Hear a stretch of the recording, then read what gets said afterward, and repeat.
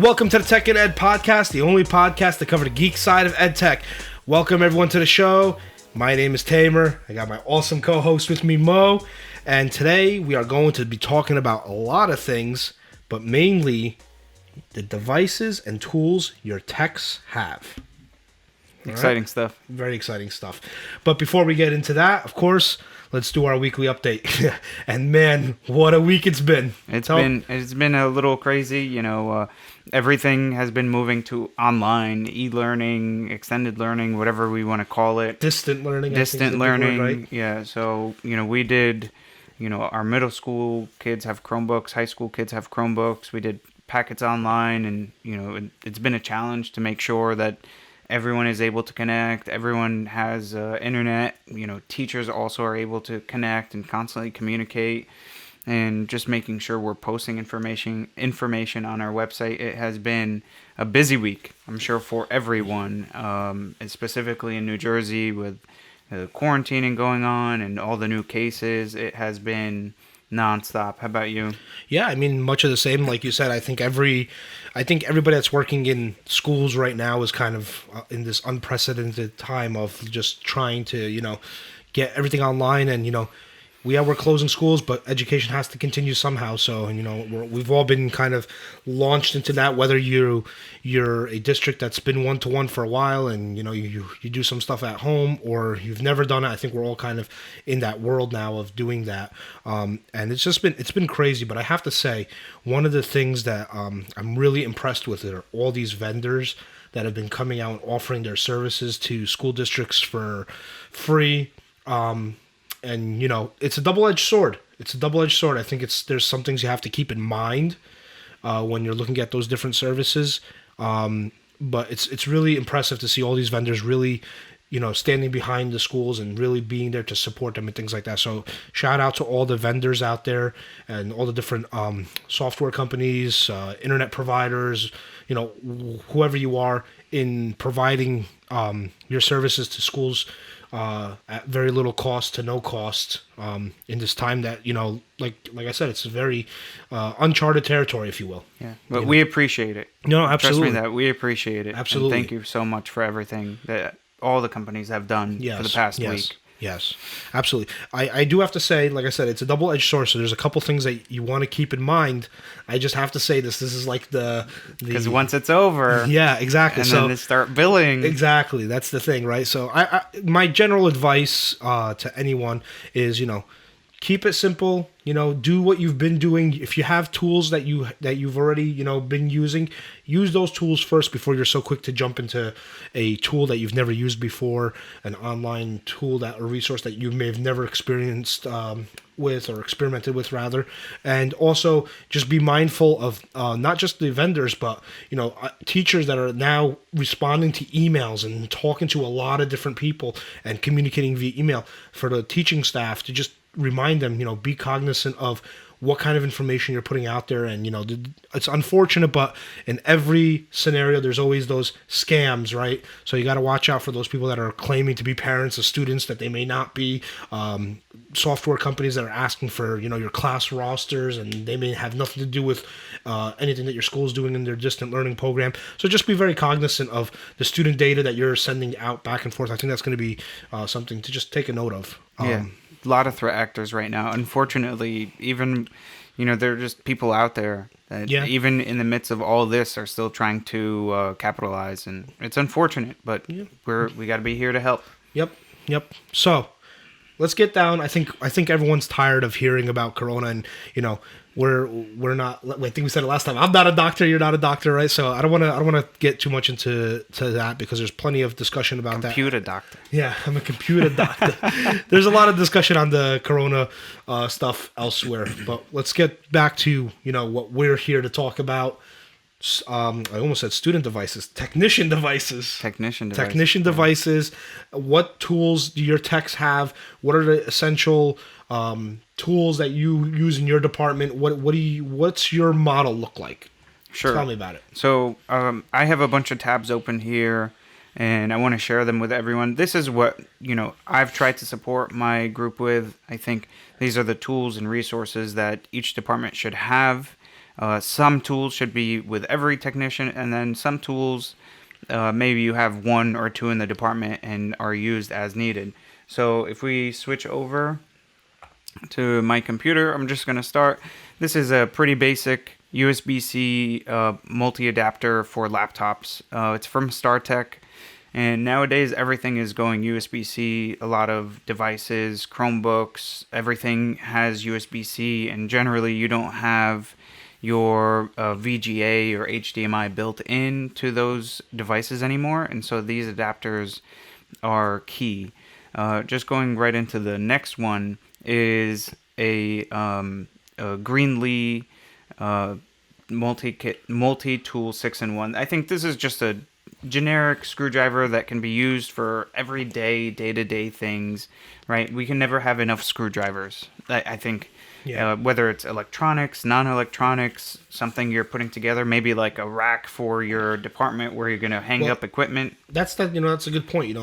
I think when we think about technicians on the surface, we're thinking about guys that have their hands inside computers or electronic devices, but it's more than that, right? We're taking rack panels off sometimes we're dealing with projector mounts or TV mounts or whatever, wall plates. So I mean, good. Yeah, I agree. You need a good multi-screwdriver tool. And just jumping ahead, this is also another screwdriver that I really like. This one is ratcheting, so if you're in that difficult space, you can just use that feature. I actually have this screwdriver. It's my favorite screwdriver in the entire world because it has so many bits. I was just gonna say, see that, and keep it on that picture for a second because I want to just talk about this end for a second.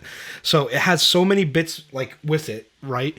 Which is awesome, all compartmentalized. But a lot of people don't know that screwdriver. That end, you see how it's like slotted in the end there? That's for a very, very unique reason. What is that most reason? People don't know about, and probably you will never need to use it in the computer tech world. But I just think it's cool that it's built into that. What is it? You use that to tighten wire nuts. Wow. Yes. I had no idea. Yeah. That just makes this tool even better. I love this tool. Yeah. I love this tool. I have one personally. It's the Ideal 21-in-1 twist and nut ratcheting screwdriver. And I think it's fantastic. Yeah. That's even better now that I know that. So yeah, no, it's an awesome tool, and who would have thought we'd get like so googly over a screwdriver? But it really is. It's a really That's good funny, tool, yeah. man. I mean, I'm gonna let you continue with your tools, but I'm very particular about my tools, and this is definitely one of my favorites. Hey, man, listen. And again, you can never have enough screwdrivers. No, you can't. Just moving on. This is a USB 3.0. This is a regular USB. I believe it also comes in USB-C. Mm-hmm. It's just a Triplite 3.0 super speed multi-drive memory card reader writer. And, we're doing things with cameras and memory cards and just constant communication or transferring files. So I think this was super useful. I've used it many times. It has the micro SD, and then I forget what this larger slot thing is called. I don't think I've used that.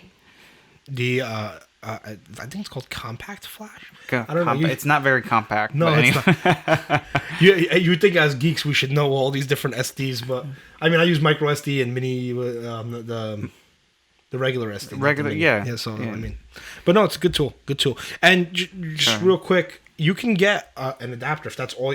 I mean, again, really dependent, but they have USB-C multi ports with a card reader built in. That's right. I do have some of those as well. Yeah.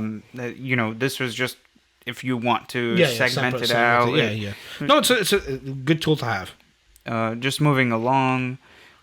This is something that I like to have in my department. This is something I like to have in my department. Maybe not have like your technician carrying it around all day, but I think it's something that they should be readily available, and these are handheld scanners. Okay. And we use this for inventory purposes.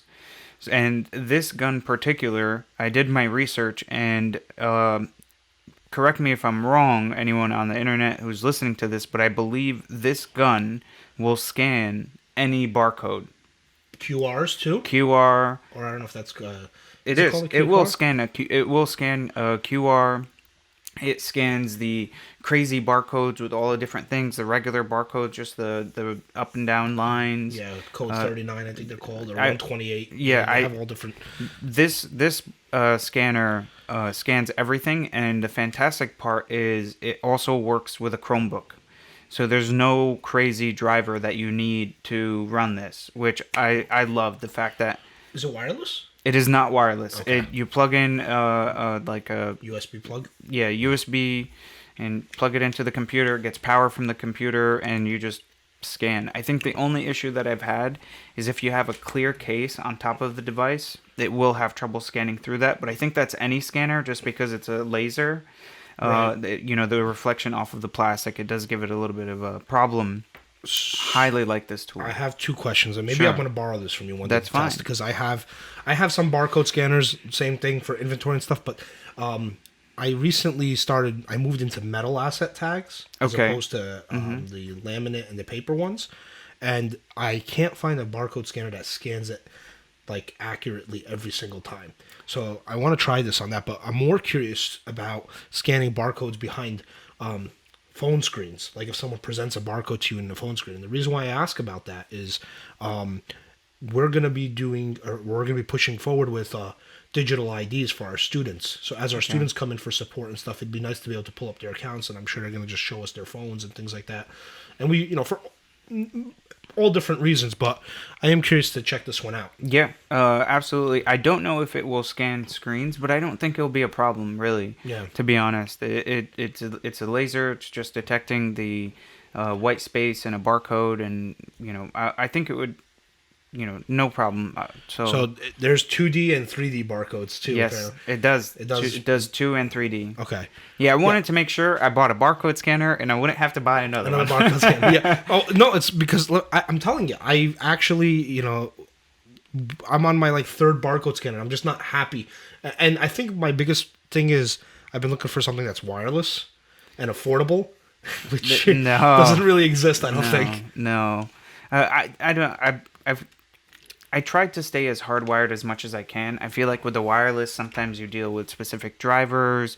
Oh, the batteries ran out. Oh, it's just so many things. I feel like wired, plug it into a laptop or a Chromebook or whatever it is, and you can just start, boom, boom, boom, start scanning. And again, inventory, as tedious as it is, we know how important it is. And if if a scanner like this can help that process move along, why not? Yeah. No, makes sense. Next.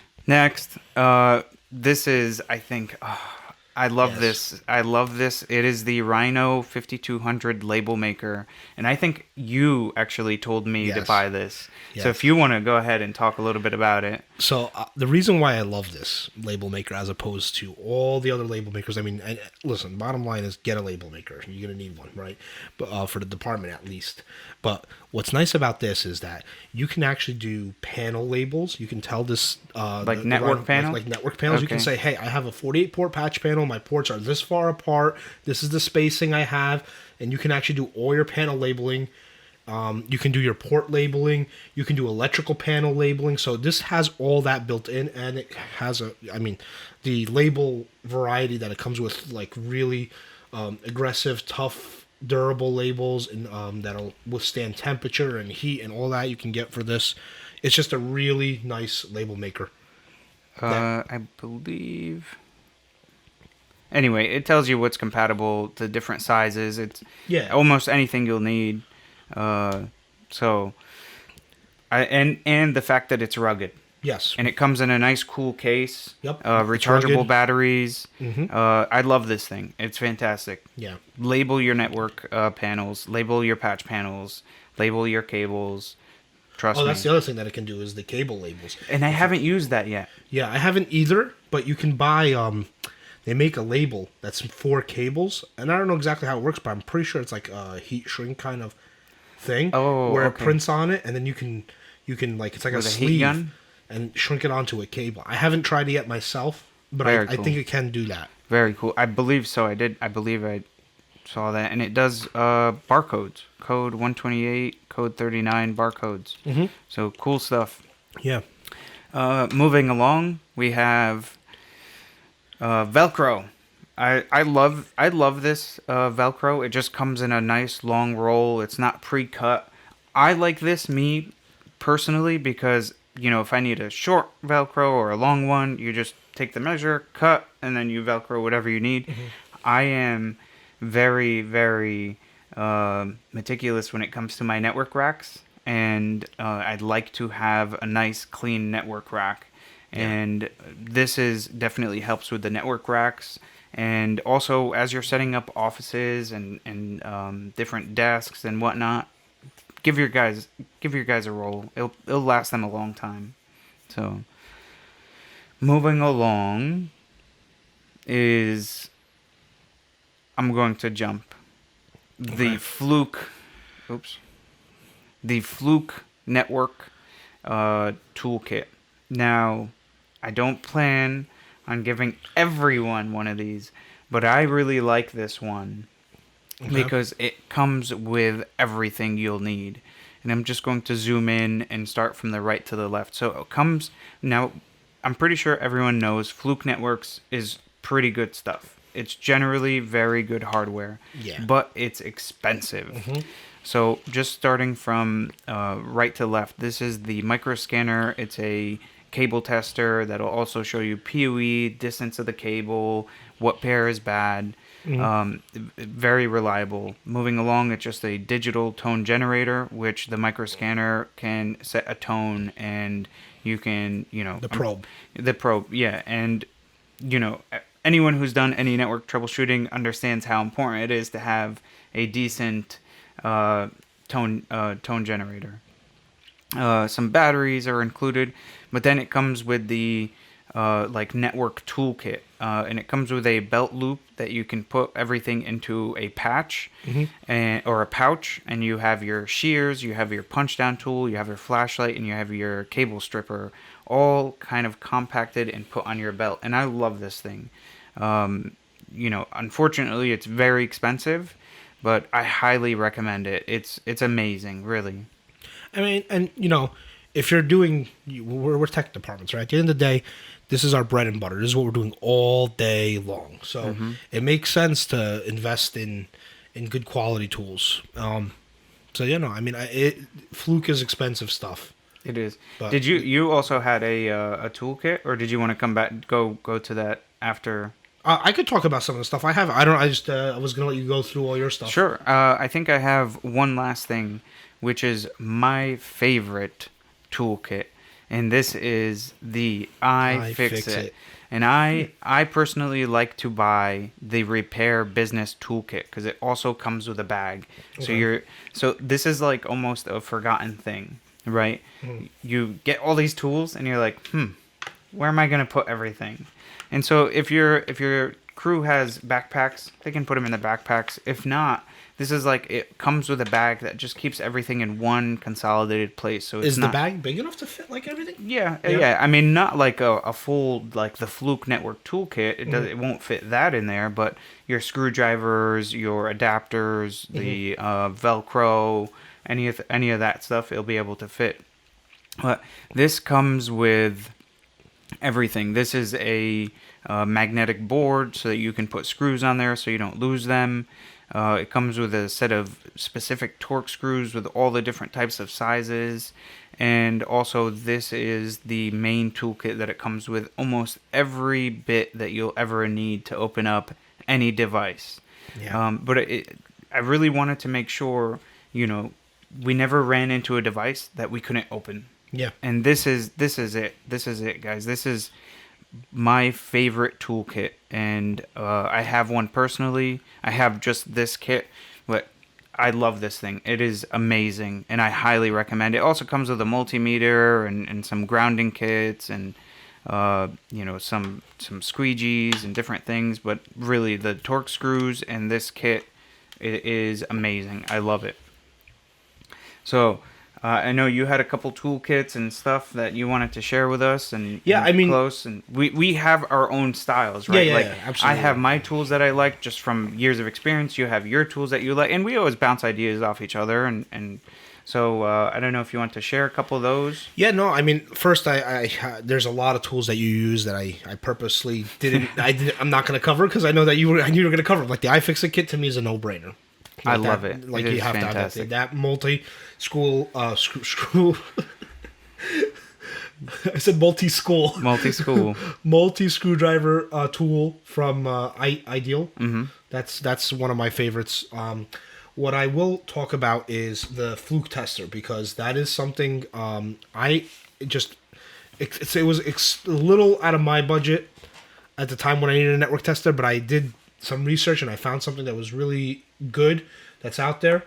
And it's this here, which does a lot of the same functionality as the Fluke. Not again, it's not as awesome as the Fluke is, and you don't have the tone. It can generate a tone, but you don't have the probe with it. And I have a separate tone and probe generator with it, but it's a decently priced network tester that can still do cable length and pairs and do PoE tests and blink switch ports, and so some of those really like core features that I think people look for in the Fluke and you don't find in more inexpensive testers. This happens to just have it.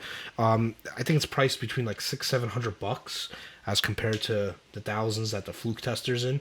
So it's not a bad tool. Is that also a BNC I see there? Yeah, Coax, it does BNC. Coax, BNC, RJ11, RJ45. Shows voltage. Yep. Very cool. And you can do certifications on this too, and keep those noted in the tester and download them off too. So, like I said, it's not as fancy as the Fluke, but it's a pretty good middle of the road kind of tester. Especially if you, like I said, if you don't have the budget. I just didn't have the budget to spring for the Fluke at the time when I was buying a tester. So this is the one I went with, and it does the job for I wouldn't say like 80 to 90% of the network testing we do. It does the job. But there are some tools that I'm not willing to compromise on, and I like you said, you have your style, I have my style, and I kind of pieced out my network tools a little bit. The Fluke wired and cable strippers are just amazing compared to the other wired cable strippers. I mean, Fluke makes some really nice products in the space of networking tools and stuff like that. So they make really good wire and cable strippers, and I always go with theirs if I can, as opposed to something else.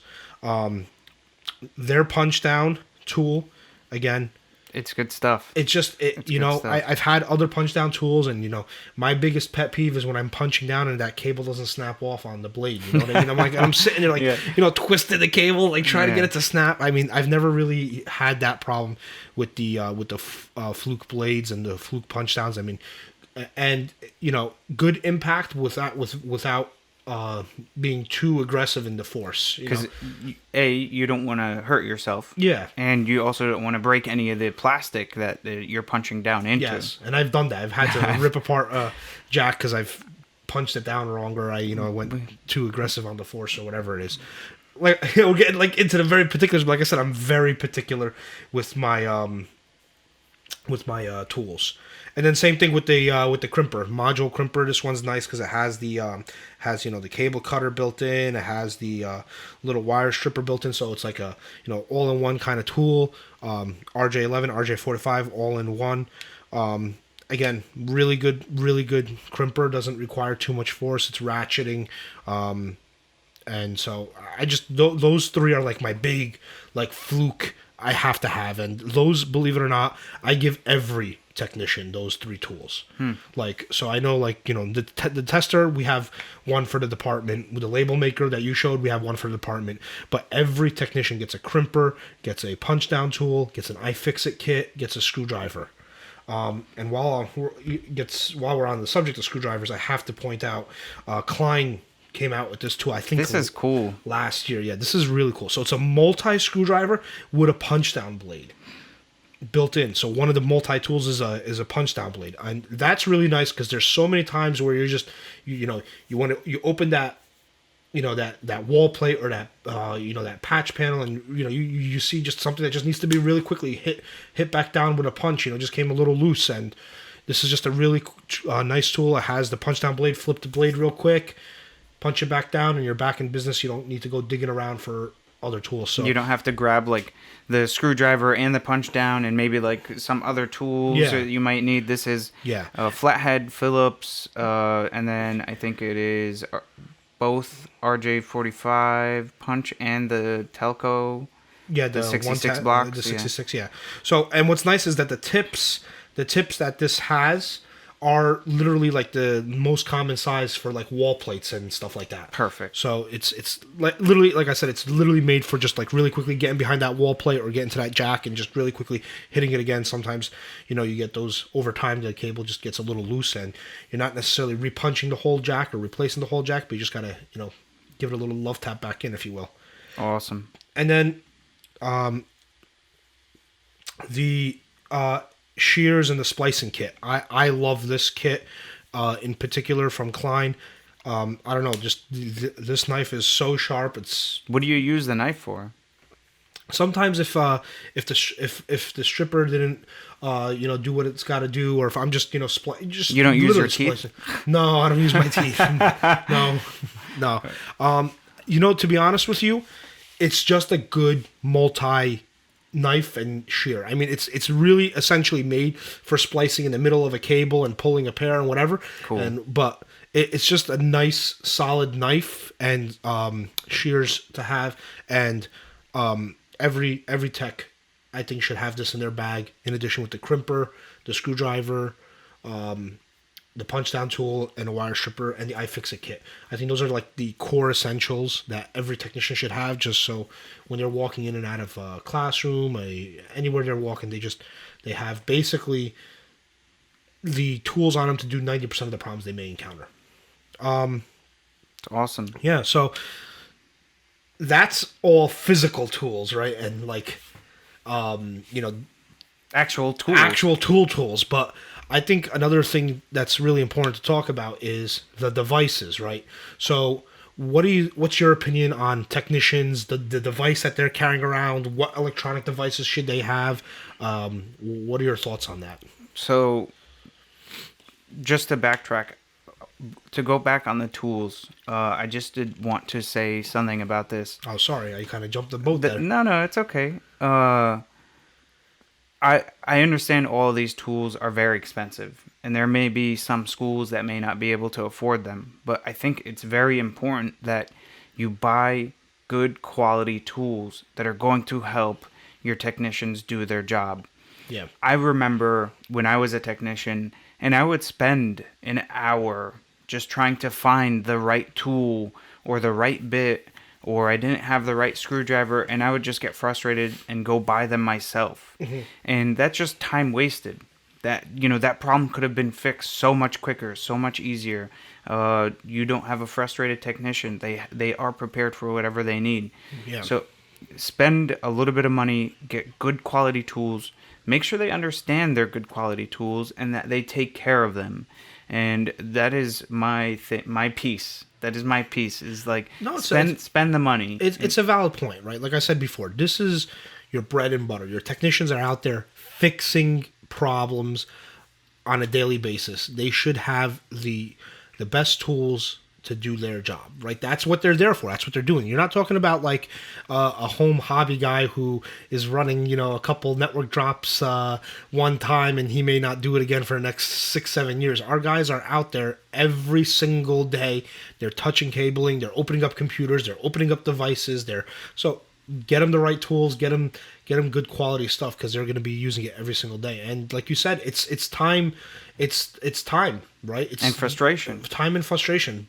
You know, you can have the right tool in your hand and get the job done in a couple minutes, or you can have the wrong tool in your hand and, like you said, it could take you a couple hours, and that's big. Really quickly, you just made me think of like a story that was like that's really perfect for this. Not necessarily a tool that you should have every day, but Story time.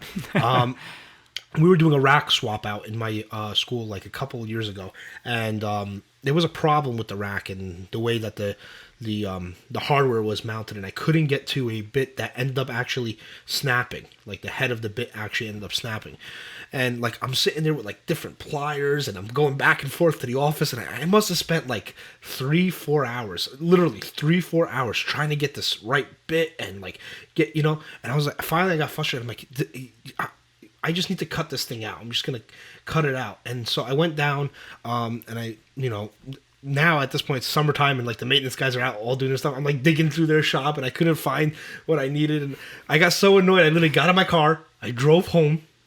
I got my little mini Dremel. I drove back to work, and literally the second I plugged it in, like 3 minutes, done, out. And I was like, oh my God, I spent 5 hours trying to get this little thing out. And if I just had this from the very beginning, we could have been way beyond this. So just, proving the point that having the right tool is very, very beneficial to not just the frustration, but the time. I agree. So back to what I asked you about before. Stuff. Electronics. So, what do your techs have? I think, I talked about the adapter. This is also a cool adapter from Dell, but I like to, you're the technology department. You should have, some of the I wouldn't say best equipment, but some of the, good equipment that's going to work for the techs. They should be able to run whatever programs need to be run. They should be able to test whatever needs to be tested. So if you have a classroom that's like, hey, I need to do this, and that, or Adobe, we have some Adobe rooms, AutoCAD, maybe desktops for AutoCAD. I still like to have the model of desktop laptop. Okay. And I understand that can get pricey, and having two devices and however you want to synchronize your files. I still like the power that comes with a desktop. Okay. And then when you do need to go mobile, you can go mobile with that laptop. Okay. I've gotten mixed reviews. I like to have a nice small compact laptop. Some of my guys have asked for bigger laptops, so that way whenever they are doing anything with all the different adapters and plugs, so that way they don't have to have an adapter on them. And I think really it's preference. So for the laptops, decent. I like Dell. Mm-hmm. Dell is a favorite brand for me. I like Dell XPS. Mm-hmm. And then Latitudes for anyone who wants a Latitude. So right. How about you? So I was in the same mindset for the longest time of having a desktop laptop. Having a desktop and some mobile device, laptop or whatever it might be. And I'm gonna be honest, it was kind of hard for me to break out of that, and I'm doing it for the first time this year. I'm breaking away from that model, and I'm going strictly mobile device. Okay. With docking station. I'll get into that, what I'm doing in a minute, because I'm really excited about it. And hey, it might work out great for me, or it could be not so good. I'll find out. But I think one key thing that you said is that we need to have the technology, the power to do anything on any given moment, right? We're the tech department, and people are going to be looking to us for answers to solve problems and things like that. So, yes, does the technician's computer and does the people in your department need to have a 16 gig video card, to be able to render 3D renderings and all that stuff? Not necessarily, but they should have a decent enough system to open AutoCAD, let's say. If that's a software that you're running in your environment anywhere, at the very minimum, your technicians should be able to run it on their systems as well in a basic form, to at least be able to troubleshoot, check problems, check compatibility, whatever it may be that they're permissions. Check permissions, absolutely. So I think that's huge. Is if it's a software that's running in your environment, your technicians should have some way, some ability of running that on their systems to troubleshoot or whatever it is that they're going to have to do with that software, because they're going to be expected to support that software.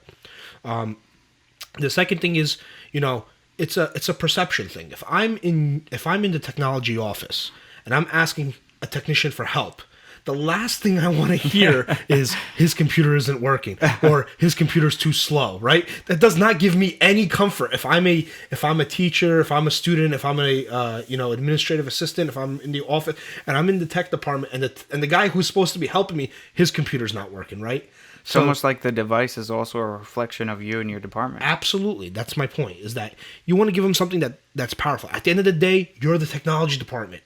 You got to make sure that your stuff is top notch, it's working, because when people are coming to you for help, they don't want to see you struggling with your own device. They want your help, and they want all your attention to be on their problem, not you fixing your problem so you could fix their problem, right? So I think it's important to make the investment in the the right device, and like you said, it's really preference. I think if you put 20 tech guys in a room and you said what device you prefer, you get 20 different answers, right? So it's definitely preference, but at the very end of the day, I think the most important thing to keep in mind is that you have to have something extremely powerful, that's going to run everything that your technicians are going to be expected to support, and is not going to give them any kind of hiccups or problems in terms of performance when they're in the field and they are supporting users. Because when they have problems, like you said, it's a reflection of the department and of you.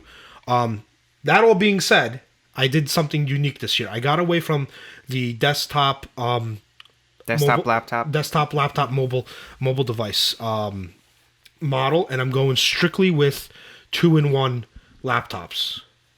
So I'm going with the new Dell XPS 13 2-in-1 laptops. Let me pull it up here on my screen so that I can show you guys. So this just it came out, and I think it's the I think it's like the 2020 laptop choice or something like that. I mean, they call I think one of the tech magazines called this the Surface Killer or something like that. This is probably my favorite laptop, the new one that just came out. This is beautiful. It is a beautiful. I mean, Dell really did a great job in making this laptop. If you go online, you can see a bunch of reviews on it. But this is now. Did you get the 13-inch or the 15-inch? No, I went with the 13 only because the 15 does not come with a 10th gen i7 yet. Okay. Okay. So that was another thing, was I want my guys to have the latest and greatest. When did that release? Not too long ago. No, I think it was, I want to say like the fourth quarter of 2019. Okay. Or maybe the third quarter of 2019. So it hasn't been out too long. It's the latest generation. Yeah, like if you literally go to Dell's website and you type in XPS 13 2-in-1, it's listed on their website as the new XPS 13 2-in-1. Yeah. And so it's still listed on there. They didn't come in yet. I literally just ordered them maybe a week ago. But this is kind of, so my thought is every technician, everybody in our department will have this device. And I wanted to be something compact because I wanted it to be something that they're actually going to carry around with them when they go from place to place. So I went with the 13. It has the latest processor and it's compact. It's a 2-in-1 touch, so they can use it as a tablet. They can use it as a laptop. Over. Yep, fully flips over. And to be honest with you, I think it's gonna be beneficial to them because when they are, we're very mobile. We're not a big department. We're a total of 3-4 people, if you're counting the interns that we have on hand too, and we're running around supporting 7 different locations. So we're a very small department, and we have to be extremely mobile. We could be in a classroom in one building and be called into a classroom in another building. We could then be pulled into a meeting. We could then, be called back to the office. There's something going on there. So I wanted a device that I knew people would carry around and really utilize. And the second big thing that I wanted was a device that the technicians can literally take out, and even myself, I can take out if I'm fixing a problem in a classroom. Boom, right there. Open up help desk, update the ticket right there on the spot. Don't wait to get back to your desk. Don't wait to because sometimes, like I said, you get called away into 5-6 different things, and then you sit back at your desk and you're like, oh, what did I do? Yeah. Yeah. So I wanted a device that I truly felt like you can carry around. It's a very light device, very small device, 13 inches, but very powerful. Comes with like I said, the i7 comes with killer Wi-Fi, Wi-Fi 6. I think every one of the ones that I got, 32 gigs of RAM. You can do up to a terabyte solid state on there. So I didn't max spec every single one. I think we did 512 solid state. We did 32. Pretty close to max spec, to be honest with you. Comes with the integrated widescreen webcam, yes. 720p, which, listen, it's a laptop, right? You're not like It's fine for web yeah. conferences, web meetings, and remote meetings and things like that. 2x2 watt speakers, which it probably sounds amazing. Yeah. 2 times, that's 4-watt speakers on a laptop. Yep. Very nice. Yep. So, I don't know. Like I said, this is the device I chose to go with, but at the same time, I wanted my guys to have a desktop experience when they're at their desks. So what I did was I went with this and I got them the Dell WD-19TB because this has Thunderbolt built in. So the WD-19TB is the Thunderbolt dock from Dell. It's the newest dock from Dell. Actually, it might be listed under the essential accessories here.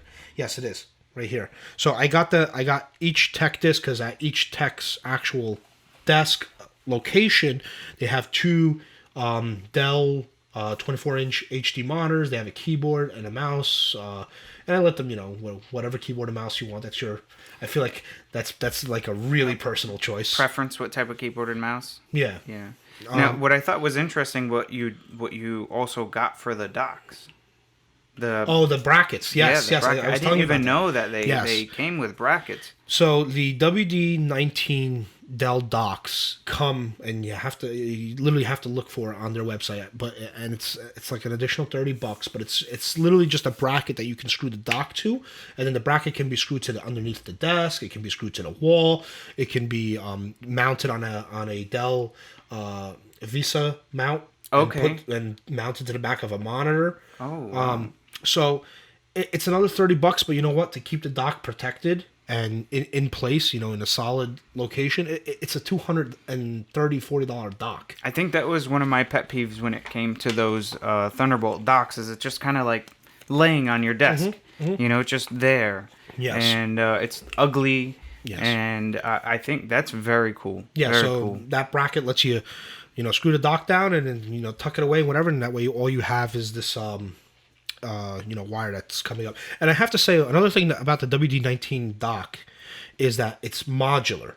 So really, what I mean by that is the ports portion of it is separate from the cable that comes out of it to the computer. So that part that the cable comes out and goes to the computer, it's a modular part that you can change out if technology changes. Who knows?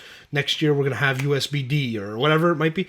And you can just put a new. Wow, very cool. Dell says that that's the reason why they did that. So I'm gonna hold them to that when a new standard comes out. But we'll see.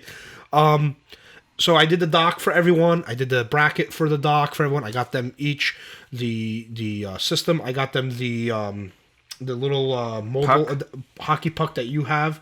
I thought that was really cool because it has every port on there. We have VGA, Display you have port? HDMI, display port. You have a couple USB ports. You have an audio port. You have a network port. So it gives them every possible port they would need in the field. What else did I get for them? I got them the Active Pen because it's a 2-in-1 laptop. If they want to use a pen with it, I feel like the pen is designed for the laptop, to be honest I would with you. actually want to know when you start using that. I want to see how well it works and if you actually use the pen. Yeah, I don't know. I don't know if we will or we wouldn't, but I said, let me go all in on this and let's see, let's get the full environment, if you will, and let's see. And then the last thing I did is I got everyone a sleeve to keep the laptop in. Like I said, I don't like getting too particular. I feel like everyone has their idea of if they like a backpack style, or whatever they like. But at least the sleeve, I know I gave them a sleeve, and the device is at least protected inside a sleeve when they're transporting it around. And then they can throw that in whatever they want. So it's a really, really, really nice device. Here's some more pictures on Dell's website of it. Like I said, really, really, I think really good specs for a technician. Not definitely, you don't have a separate video card, so you can't really, actually do. That's a good note that we didn't bring up. How many monitors are you going to be connecting to it? So, how many am I connecting to it on my desk, or how many are the techs connecting? So each of my techs has 2 HD screens on their desks, and the dock can support up to 3 HD screens from what I've read. We'll see. We'll see. But no, I don't know. I don't know how many it'll support or not. I got a little bit of a different dock from Dell. I got the I forget the model number. It's It's another variant of the WD-19. It's the high performance one, and it has 2 Thunderbolts. And the reason why I did that is because I'm going to try to drive 3 4K screens with it. I don't know if it's going to work or not. I did a lot of reading on Thunderbolt lanes and capacity and all that, and this has dual Thunderbolts going to the dock. The dock says it can do it based on utilizing 2 Thunderbolt connections.